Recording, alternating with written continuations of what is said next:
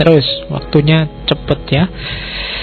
Nah, ini yang habituasi tadi. Berbuat baik termasuk menuju kebahagiaan. Ini saya singgung di sini. Katanya Farabi, kebajikan itu seperti menulis.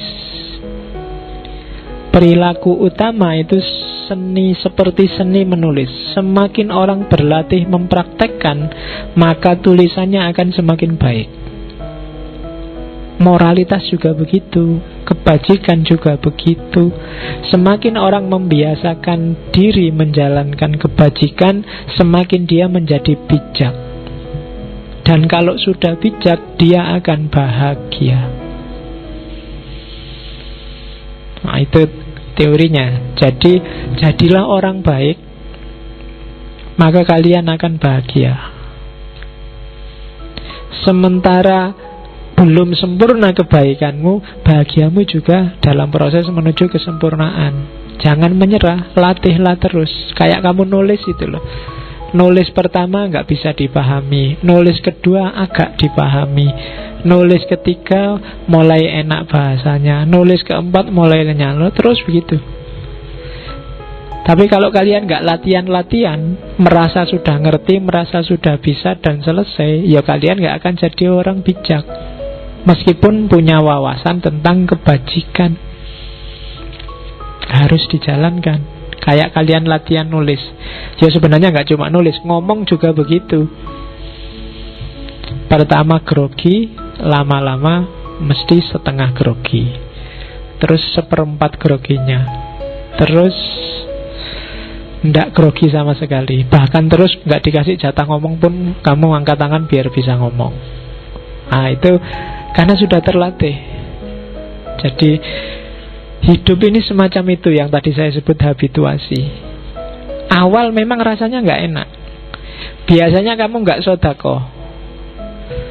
Kalau sodako paling kamu cari yang paling kecil terus kamu cemplungkan 500 mungkin, atau 1000 atau 2000. Kalau ada orang ratusan ribu dicemplungkan, kamu geleng-geleng kepala.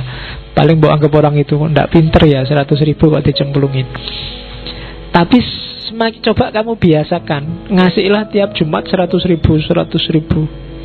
Kamu ngasih di bawah itu, besok rasanya nggak enak. Nggak ngasih juga ndak enak. 100.000 terus minggu selanjutnya nggak ngasih, wong duitmu habis. Rasanya nggak enak mesti. Nggak enaknya karena duit entek. Jadi itu habituasi namanya. Jadi kebajikan itu seperti menulis. Terus, nah, kebahagiaan manusia itu berarti rumusannya akhirnya ada dua. Jadi bahagia itu campuran, mix antara kemampuan dan kemauan.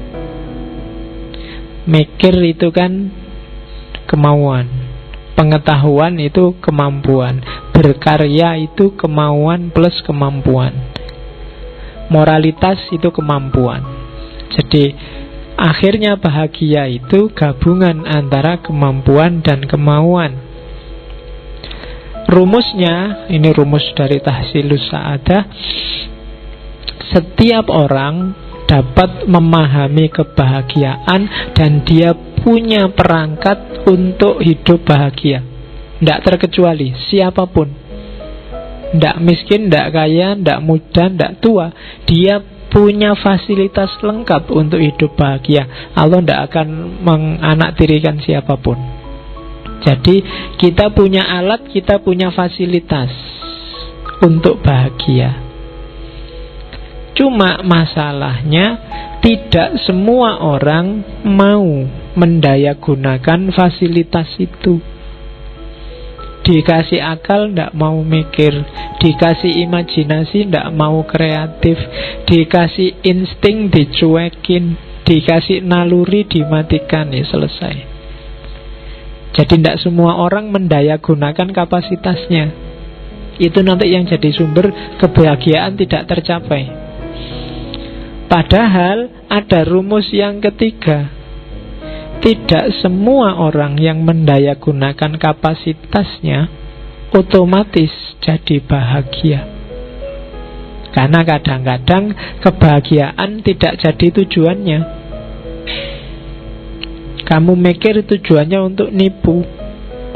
Kamu mengumbar nafsu, itu kan mengumbar insting. Tujuannya hanya untuk kesenangan sementara, senang-senang. Itu pakai kapasitas tapi tidak bahagia. Karena ternyata kebahagiaan bukan tujuanmu. Oke, itu rumus yang keempat. Ada juga orang yang sudah menggunakan kapasitasnya, sudah pingin bahagia, tapi tidak nyampe juga di kebahagiaan. Itu mungkin karena metodenya salah. Mungkin level teoritisnya belum lengkap, pengetahuannya tidak cukup, akalnya kurang cerdas, sehingga wawasannya pendek. Jangan salah, orang tidak cerdas itu di antara cirinya kan wawasannya pendek. Orang yang wawasannya pendek, kalau ada masalah itu biasanya susah nyari alternatif jawaban. Dan itu juga trouble. Ngantuk. Loh, orang yang ngantuk itu yo piye carane bendak ngantuk? Wah, ndak ada, tidur aja. Nah, itu. Tapi kalau yang cerdas, caranya biar nggak ngantuk, misalnya minum aja terus, misalnya matanya diganjel aja, misalnya, loh, itu kan alternatif namanya, contohnya. Jadi sambil merem, sambil ketawa, pokoknya ketawa aja terus, nanti kan nggak ngantuk misalnya. Itu kan solusi. Patah hati, orang yang tidak cerdas, wawasannya tidak panjang, begitu patah hati ya, wah, duniaku gelap, ini sudah mau kiamat, ini sudah mati aja. Nah itu ngertinya cuma itu. Tapi kalau yang cerdas kan, wah, diputus ini, oh, alternatifnya banyak, masih tenang aja, bisa dirayu lagi biar balik, bisa ke dukun, bisa banyak caranya biar dia kembali. Ya, cari yang lain, emangnya ndak bisa nyari di bawahnya, misalnya kan. Mulai ya kan, di atasnya kan. Kalau kamu sedang marah jangan bilang, emangnya aku ndak bisa nyari di atasmu. Ndak, susah. Nyari di bawahmu mesti banyak. Oke. Jadi itu kan dari atas tadi kan, ndak semua orang pasti punya kapasitas untuk bahagia.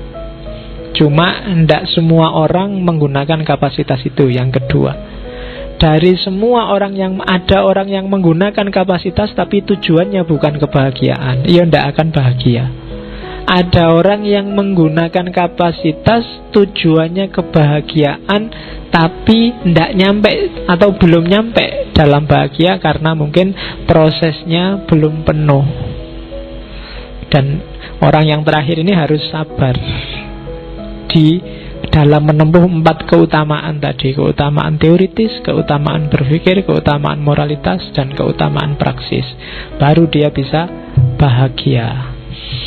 Nah, kalau untuk dunia sosial tadi, kunci kebahagiaan ada di tangan 3 orang, katanya Farabi. Filosof, imam, ulama. Imam itu ulama, dan raja. Karena 3 orang inilah nanti yang membimbing masyarakat menuju kebahagiaan. Kalau 3 orang ini sesat, masyarakat akan sesat. Kalau 3 orang ini jahil, masyarakat juga akan ikut jahil. Kalau 3 orang ini fasik, maka masyarakat akan fasik. Kunci kebahagiaan sosial ada di 3 orang ini: filosof, imam, dan raja.